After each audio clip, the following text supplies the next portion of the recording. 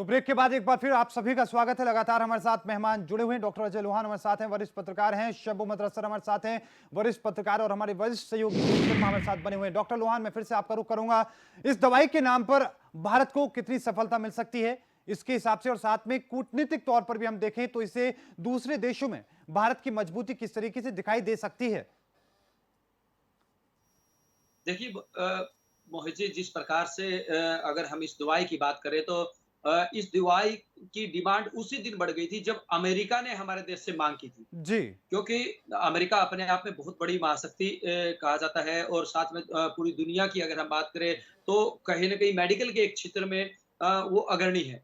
लेकिन ऐसे में जब अमेरिका ने भी ये देखा कि भई कोरोना के इलाज में और किसी चीज़ या कोई भी दवाई कारगर साबित नहीं हो रही है, तो ऐसे में सिर्फ़ क्लोराइड जो ये दवाई है, सिर्फ़ यही एक कारगर दवाई के रूप में मानी जा रही थी। तो उसके बाद कहीं न कहीं दूसरी दुनिया से इसकी डिमांड आनी शुरू हो गई। लेकिन अब भारत के पास बहुत बड़ा मौका है, बहुत सुनहरा अवसर है जब वो अपने आप को पूरी दुनिया के सामने एक मजबूती के रूप में उभारे। क्योंकि अगर भारत दूसरे देशों को इस दवाई की सप्लाई करेगा और इसके अगर फ़ायदे पॉज़िटिव दृष्टिकोण के रूप में आते रहे, तो निश्चित रूप से आने वाले समय में भारत पूरी दुनिया में एक मजबूती के रूप में और केवल आर्थिक रूप से ही नहीं बल्कि स्वास्थ्य सेवाओं के क्षेत्र में भी अग्रणी भूमिका में रहे। बिल्कुल, कहीं ना कहीं भारत के लिए एक मौका भी है। शंभू भद्रासर में आपका रुख करूंगा।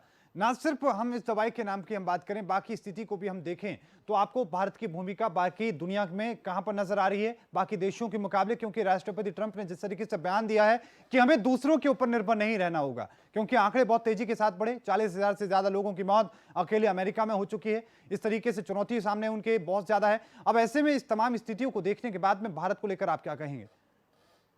देखिए, सभी मोर्चे पे देखिए भारत की स्थिति बेहतर है।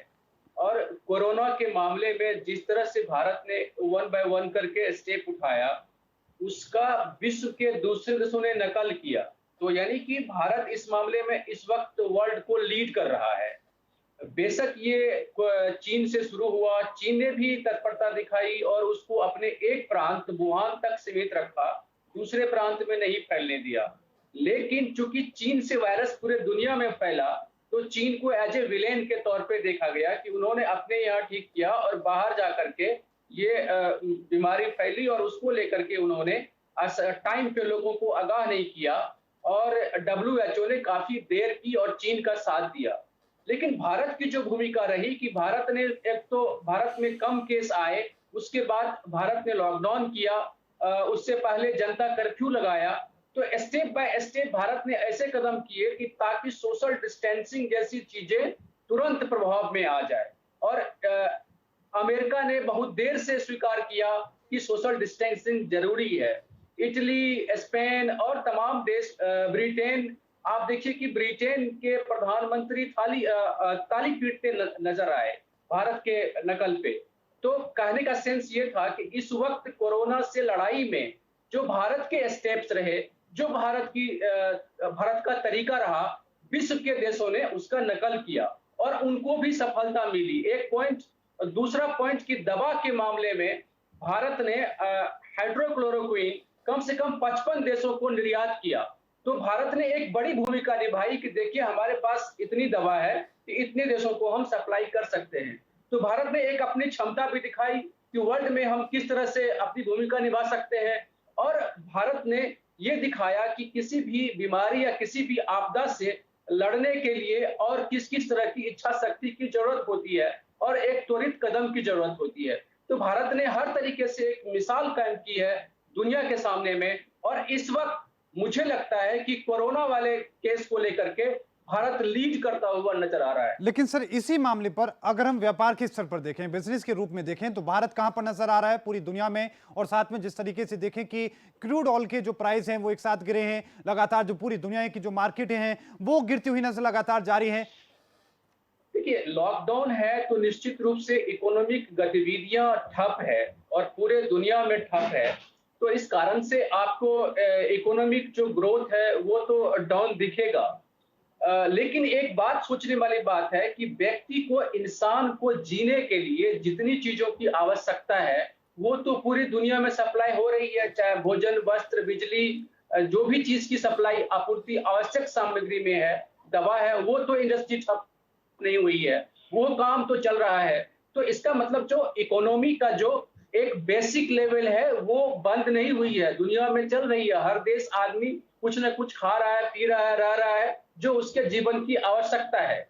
अब यहाँ पे कॉन्सेप्ट ये है कि इकोनॉमी को जो ग्रोथ का जो शब्द है, जो विकास का जो शब्द है, उसको आप डिफाइन कैसे करेंगे? 2 पॉइंट है। एक तो ये है कि आप पहले अपने जरूरत के हिसाब से उत्पादन करें। दूसरा ये है कि आप उत्पादन करते जाएं और उसके लिए जरूरत क्रिएट करें। तो जो पहला वाला फेज है कि समूचे संसार में व्यक्ति को जितनी आवश्यकता है उतना ही ग्रोथ, उतना ही प्रोडक्शन किया जाए तो इकोनॉमी भी अच्छा रहेगा, अच्छी रहेगी, पर्यावरण भी अच्छा रहेगा और लोगों की आवश्यकताएं भी पूरी होगी। लेकिन हो ये नहीं रहा है। अभी हो ये रहा है कि आप एक्सेसिव प्रोडक्शन करते हैं और ये दिखाते हैं, जैसे कि एक एग्जांपल दे रहा हूं मैं। भारत में मान लीजिए कि 80 करोड़ लोग शैम्पू का यूज करते हैं। जी यहाँ मान लीजिए 5 कंपनियां हैं और 5 कंपनी रोज 80 करोड़ शैम्पू बनाए तो उसकी खपत हो जाएगी। जी लेकिन वो 5 कंपनियां मिलके अगर 400 करोड़ शैम्पू बनाएंगे और कहेंगे कि बिक तो 80 करोड़ रही है, बाकी शैम्पू तो बिक नहीं रही है, तो इसका मतलब भारत में मंदी है। ये सब जो गणित है उसको समझने की बात है। जैसे ऑटो सेक्टर है कि आप कार, भारत में आवश्यकता है 50 करोड़ लोगों को, कार आप बना रहे हैं 100 करोड़ और वो 50 करोड़ नहीं बिक रहा है, तो आप कह रहे हैं कि भाई भारत में मंदी आ गई है। तो कहने का सेंस कि इकोनॉमी का पैरामीटर क्या होगा, आप कैसे तय करेंगे, ये तमाम सारे ठीक प्रश्न है सर। है जो कि इस वक्त इस पे चर्चा होनी चाहिए, जी बात होनी चाहिए। और मुझे लग रहा है कि जो इकोनॉमिक्स में जो डी ग्रोथ का कॉन्सेप्ट है उस पे सभी लोगों को चर्चा करनी चाहिए। जी बिल्कुल, डॉक्टर अजय लोहान, मैं फिर से आपका रुख करूंगा। क्या लगता है कि कोरोना वायरस को लेकर दुनिया ने इसको नजरअंदाज किया और यही गलती अब भारी पड़ रही है पूरी दुनिया पर? देखिए मोदी जी, इसमें कोई दो राय नहीं है।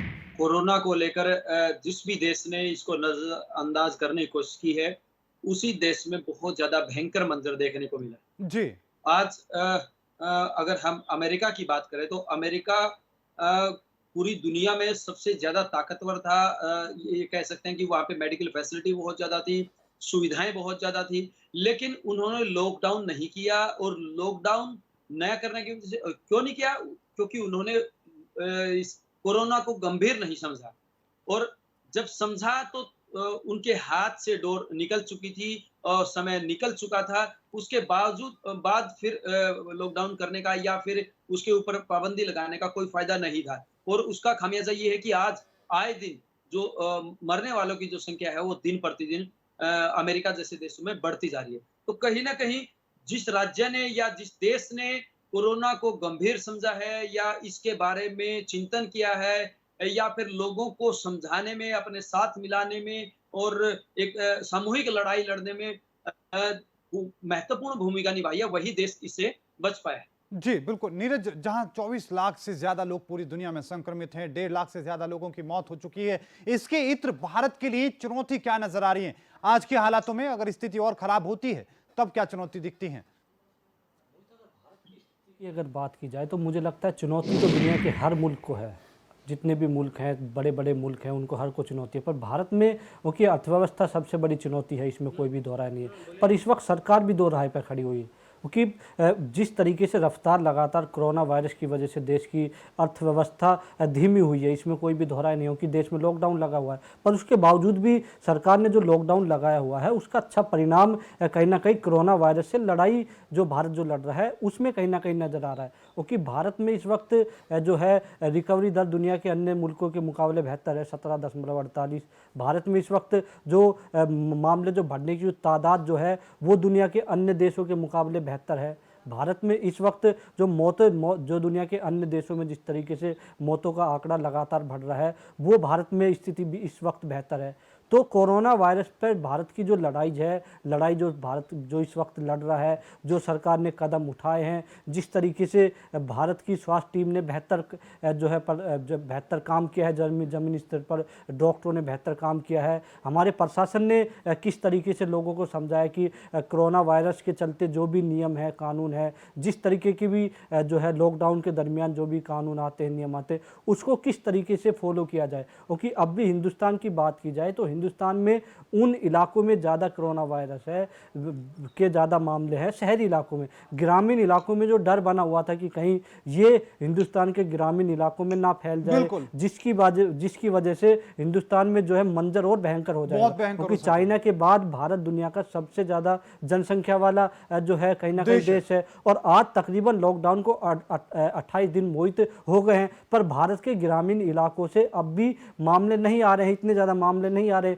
इक्का दुक्का मामले आ रहे हैं। अब भी मामलों के जो मुख्य केंद्र बने हुए हैं वो कहीं ना कहीं बड़े शहर बने हुए हैं, जैसे दिल्ली की बात की जाए या फिर मुंबई की बात की जाए, जो बड़े बड़े शहर हैं जो है, अगर हम बात करें जयपुर की बात की जाए, अहमदाबाद, आगरा, इंदौर, जो बड़े बड़े शहर हैं। अब भी ग्रामीण स्तर पर हिंदुस्तान में कहीं ना कहीं ये मान लो कि भारत में लॉकडाउन का सख्ती से प्रयोग किया गया है। दूसरा, कहीं ना कहीं भारत में जो ग्रामीण स्तर के जो लोग हैं उन्होंने भी कहीं ना कहीं माना कि कोरोना वायरस का इलाज जो है वो महज घर पर ही रहना है। घर पर रहेंगे तो कहीं ना कहीं जिस तरीके से पूरा का पूरा जो एक जो चैन बनी हुई है वो चैन जल्द टूटेगी। और सरकार ने भी सख्ती से कहीं ना कहीं राज्य सरकार को बोला, राज्य सरकारों ने जो है जिला प्रशासन को बोला, तो जो काम करने का जो भारत का तरीका था, जो भारत की प्रक्रिया थी वो बेहतर थी। अब क्योंकि भारत में आर्थिक संकट एक तरफ से उभर कर सामने आया, गरीब लोगों की रोजी रोटी के कहीं ना कहीं लाले पड़े, इसी के चलते कुछ चीज़ों पर सरकार ने अपनी तरफ से छूट दी,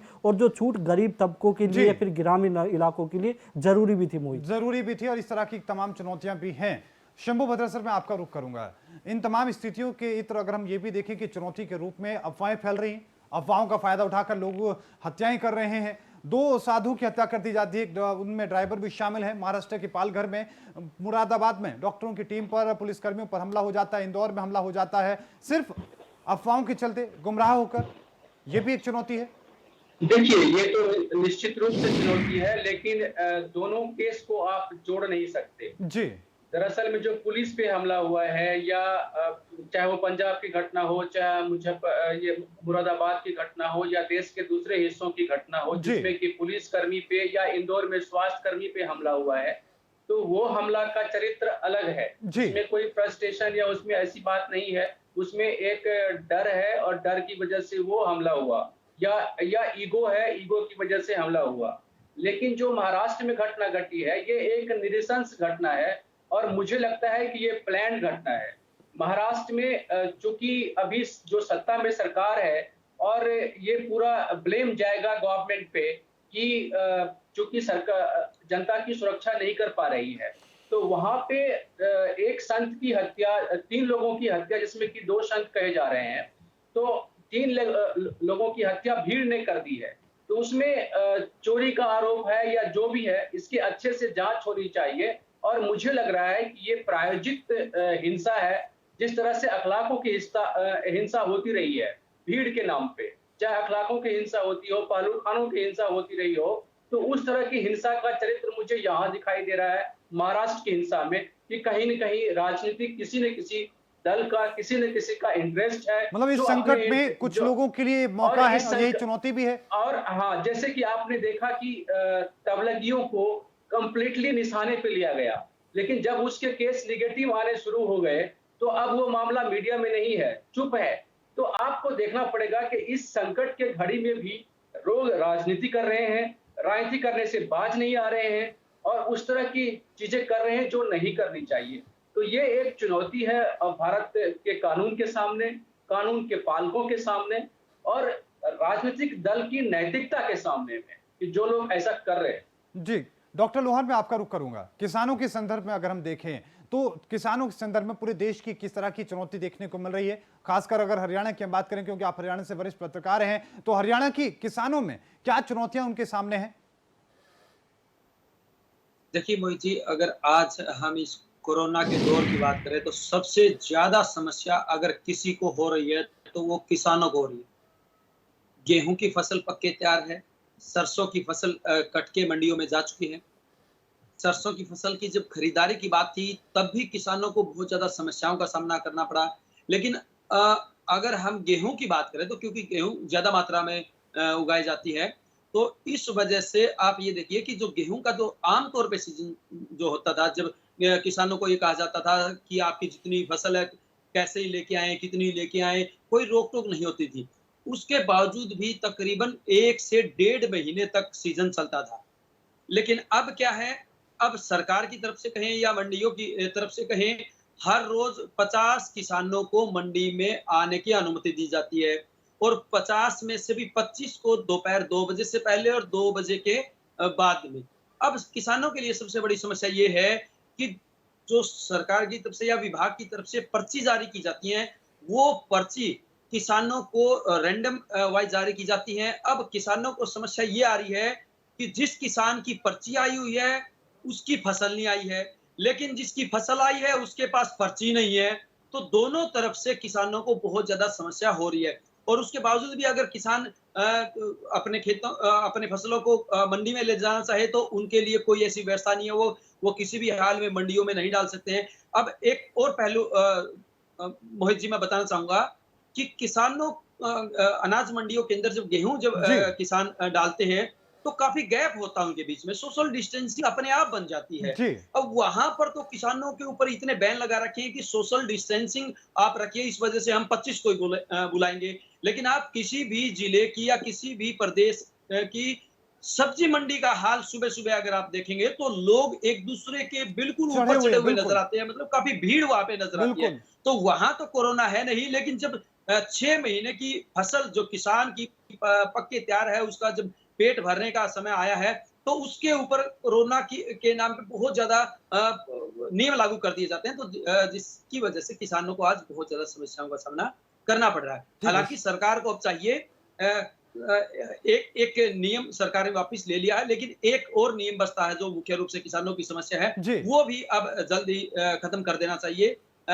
2 दिन पहले तक सरकार ने ये ऐलान कर रखा था कि एक किसान सिर्फ़ और सिर्फ़ 100 क्विंटल गेहूँ ही अनाज मंडी बिल्कुल, में लेके बिल्कुल। आएगा। लेकिन जब विपक्ष की तरफ से और आपके चैनल ने भी, ओके इंडिया ने भी प्रमुखता से ये मुद्दा उठाया, तो कहीं न कहीं सरकार ने ये फैसला तो वापस लेना पड़ा। जी, बिल्कुल। शंभू बत्रा सर, अब इसी के साथ में हम देखें कि कुछ राज्य ऐसे हैं जहां की स्थिति बेहतर नज़र आ रही है। हम शुरुआत में देखें, उत्तर प्रदेश की स्थिति बेहतर नज़र आ रही थी। बिहार की हम बात करें, बिहार की स्थिति आज तक बेहतर नज़र आ रही है। हम हरियाणा की बात करें तो हरियाणा में भी स्थिति बाकी राज्यों के मुकाबले ठीक-ठाक है और बाकी राज्यों में की स्थिति भी हम देखें तो बेहतर है।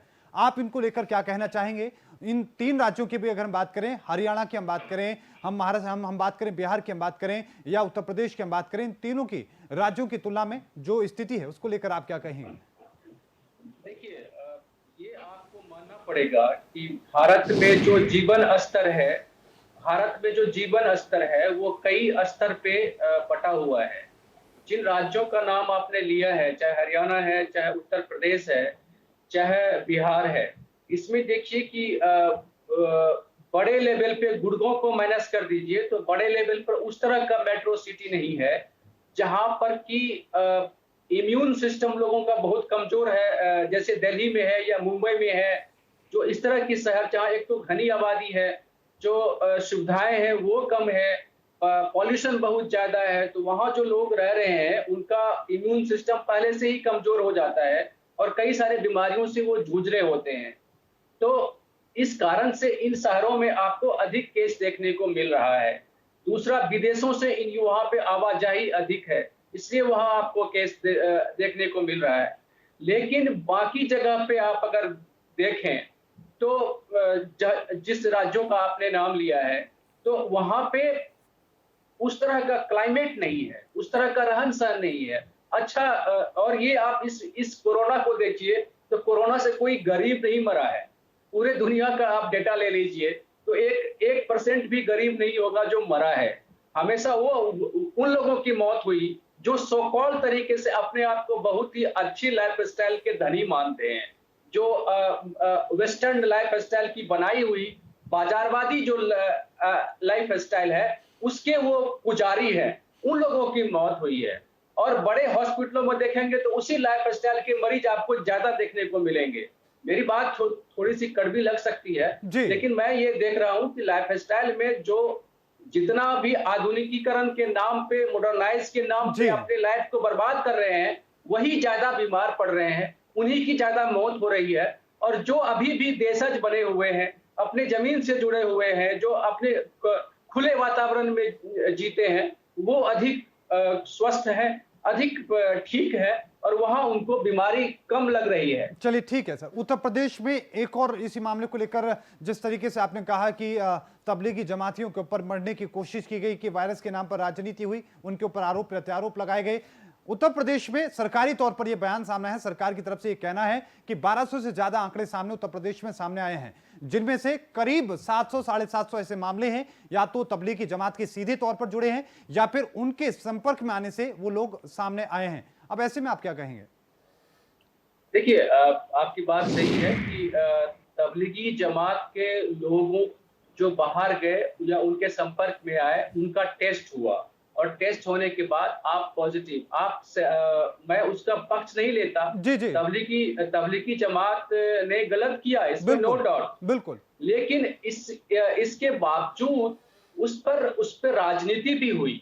ऐसा नहीं है कि राजनीति नहीं हुई, क्योंकि आप उत्तर प्रदेश में अगर आप रैंडमली अपना सैंपल बढ़ा दीजिए और वो नॉन तबलीगी जमात के सैंपल ले लीजिए, तो उससे आपको संख्या मिल जाएगी कि देखेंगे कि आप बहुत ज्यादा लोग वायरस से पीड़ित है।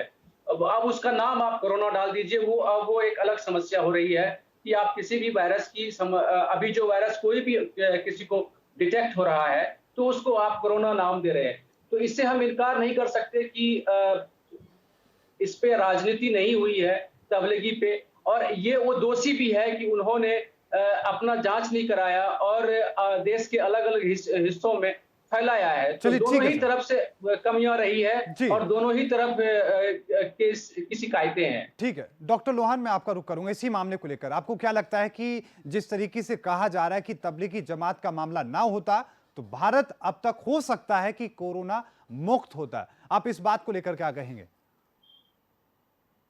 देखिए मोहित जी, इसमें तो कोई दो राय नहीं है। अगर तबलीगी जमात के लोगों की वजह से जिस प्रकार से ये केस बढ़ते हुए नजर आए हैं, अगर समय रहते इस पे काबू पा लिया जाता तो निश्चित रूप से पूरे भारत में इतने मामले कभी नहीं होते थे। अब आपने देखा होगा कि अलग अलग टीवी चैनलों पे भी इस पे डिबेट हर रोज देखने को मिलती है। हालांकि मैं इस बात से भी गुरेज नहीं करूंगा कि इसको राजनीतिक मुद्दा भी बनाने की बहुत ज्यादा कोशिश बहुत की गई है। कोशिश हुई है बिल्कुल। लेकिन मोहित जी, जो धरातल पे सच्चाई है, जिससे हम गुरेज नहीं कर सकते, जिससे हम इनकार नहीं कर सकते, वो यही है कि अगर तबलीगी जमात के लोगों की वजह से कोरोना में जिस प्रकार जी से बढ़ोतरी हुई है, वो अगर नहीं होती, या कोरोना के या तबलीगी जमात के लोग जी नहीं जी होते, तो निश्चित रूप से अब तक भारत में काबू पाया जा सकता। जी बिल्कुल। नीरज यहाँ पे मुझे एक चीज कहना है। जी जी शंभू सर। एक चीज ये कहना है कि ये चीज नहीं कहा जा सकता कि तबलीगी अगर नहीं होते तो भारत मुक्त हो गया होता। जी जी ये बात बिल्कुल सही नहीं है। जी वो इसलिए सही नहीं है कि अभी आपको कोरोना के केस तबलीगियों की वजह से नहीं मिल रहे हैं। जी अभी आपने टेस्ट बढ़ाए हैं, इसलिए केस मिल रहे हैं। तो आप ये नहीं कह सकते कि तबलीगी की वजह से अगर तबलीगी नहीं होता तो भारत कोरोना मुक्त हो गया होता।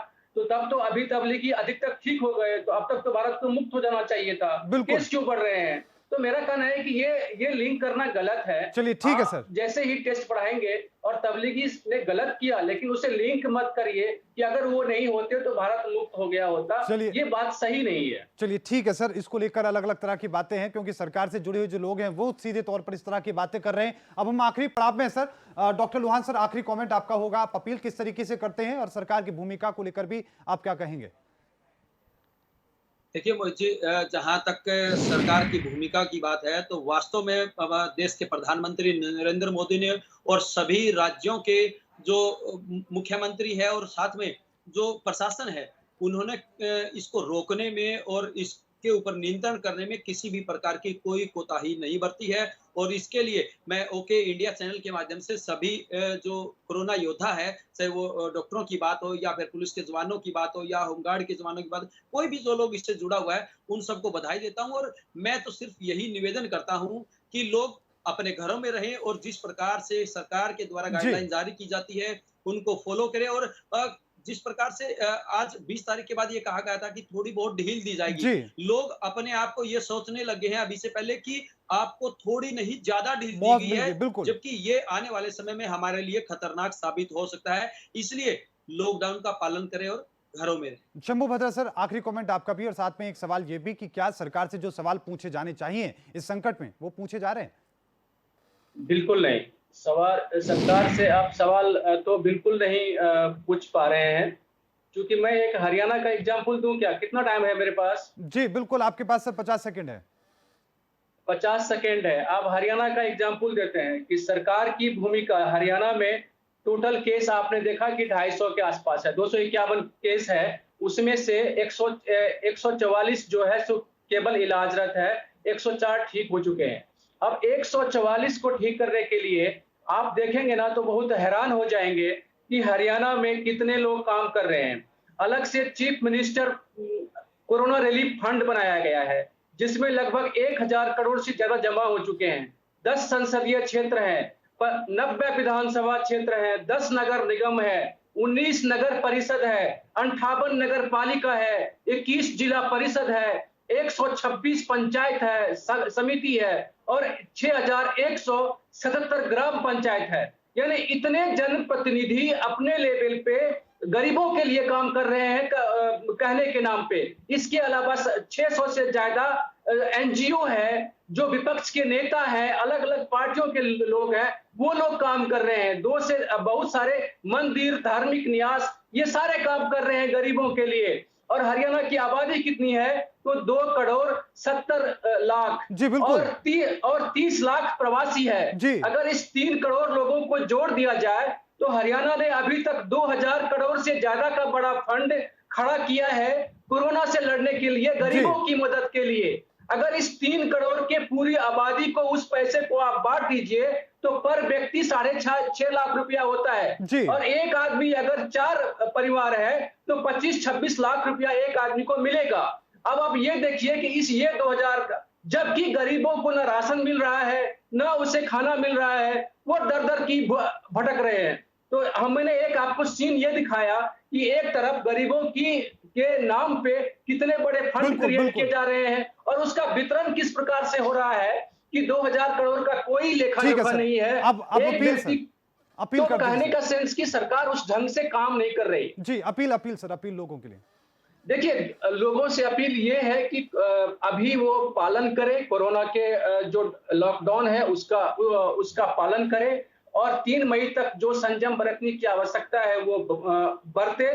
चूंकि वायरस का जो चक्र है वो 20-20 दिन के 2 चक्र में सरकार ने उसको ब्रेक किया है, तो इस 20 दिन को बहुत बहुत धन्यवाद सर आप सभी लोगों का हमारी आज चर्चा में हिस्सा लेने के लिए। डॉक्टर अजय लोहान हमारे साथ थे, शंभू भद्रा सर थे, दोनों ही वरिष्ठ पत्रकार, हमारे वरिष्ठ सहयोगी नीरज शर्मा भी हमारे साथ थे। कोशिश हमने की कि जिस तरह के सवाल उठ रहे, जिस तरह की स्थिति फिलहाल है उसको लेकर हम चर्चा कर सकें और आप तक उन बातों को समझा सकें, आप तक उन बातों को पहुंचा सकें। इस बुलेटिन में अभी के लिए इतना ही। देखते रहो इंडिया, मुझे दीजिए इजाजत, धन्यवाद।